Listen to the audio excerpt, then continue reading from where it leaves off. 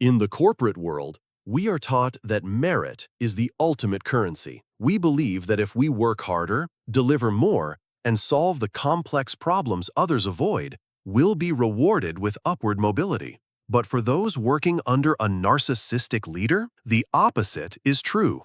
You are experiencing what I call the competence penalty. To a healthy manager, your high performance is an asset. To a narcissistic boss, your brilliance is a threat.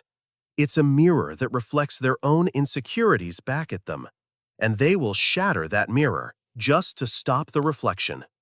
If you feel like you're being gaslit, if your bandwidth is being exploited while your credit is being harvested, or if you've suddenly gone from star player to problem child without explanation, you aren't losing your mind. You are simply a player in a game where the rules have been rewritten in the dark. Today, we're turning the lights on.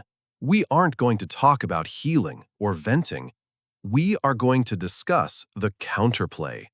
We are going to treat your boss as a system variable that needs to be managed, not a person who needs to be understood.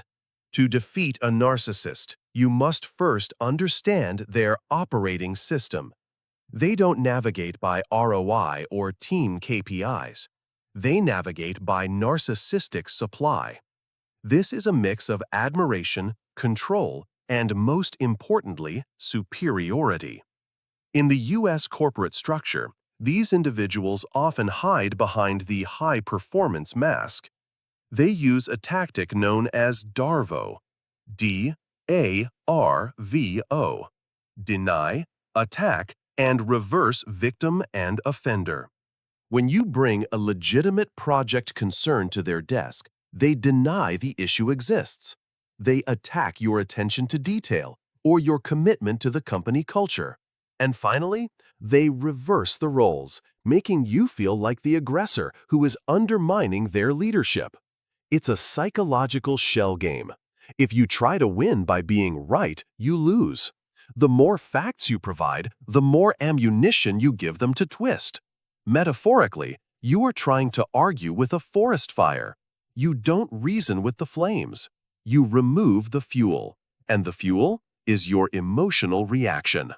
The first move in our counterplay is strategic boredom, or the gray rock method. A narcissist thrives on vibrancy, whether that's your glowing praise or your visible frustration. To them, your anger is a win because it proves they control your internal state. You must become as uninteresting as a gray rock on a corporate sidewalk. Give short, non-committal answers. Keep your tone flatline. When they try to bait you with a passive-aggressive comment during a one-on-one, don't defend yourself. Just say, "I hear your perspective. I'll keep that in mind for the next sprint." But silence without documentation is professional suicide. Enter the shield log. In most U.S. companies, HR isn't there to protect you. They are there to protect the company from a lawsuit. To win, your documentation must be lawyer-ready. Do not keep this on company servers or your work laptop. Keep a private, time-stamped log of every interaction using the impact formula: date, directive, and deviation. Don't write, "My boss yelled at me today." Write, "October 14th. Directive. Manager ordered a halt on the Q4 audit." Deviation. This creates a direct compliance risk for the January filing. This shifts the narrative from interpersonal conflict to operational liability. You aren't a complaining employee. You are a risk management officer, protecting the company's bottom line from a rogue actor. If this chess move approach beats generic HR advice, subscribe. I built corporate defog to give you the actual blueprints for workplace survival. Let's get back to the offensive.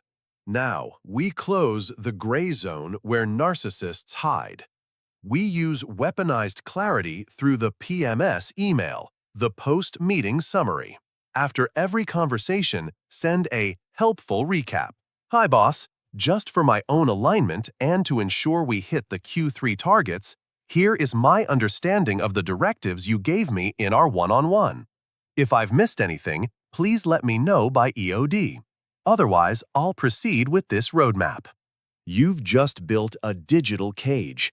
If they don't reply, they've tacitly agreed.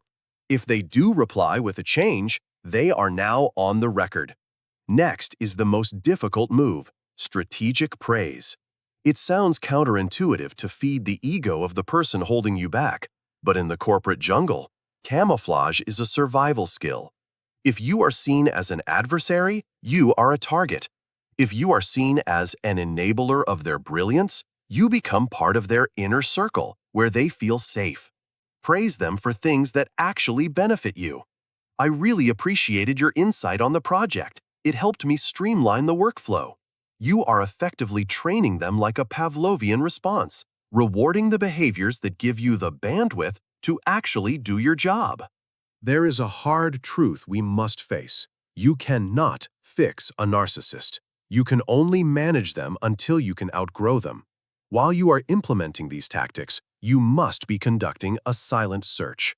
Your goal is to become indispensable but invisible. Start building alliances with skip-level managers, your boss's boss, or peers in other departments. Do this under the guise of cross-functional collaboration. You want other stakeholders to know your value, so that when you eventually make your move, the smear campaign your boss will inevitably try to launch won't stick. When you finally secure your next role, ideally with a 20% bump in total comp, do not leave in a blaze of glory. The narcissist wants a dramatic exit. Don't give it to them. Leave with a polite, professional, and pivot-ready resignation.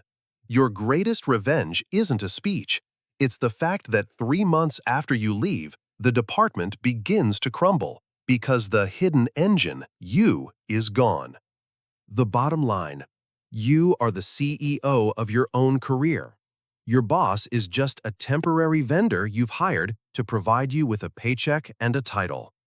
Don't let a bad vendor bankrupt your mental health. Clear the fog. Stay strategic. If this video was helpful to you, and if you want to stay ahead in your career, press subscribe. What is one phrase your boss uses to gaslight you? Let's decode them together in the comments below. And if you're ready to reclaim your career, I'll see you in the next video.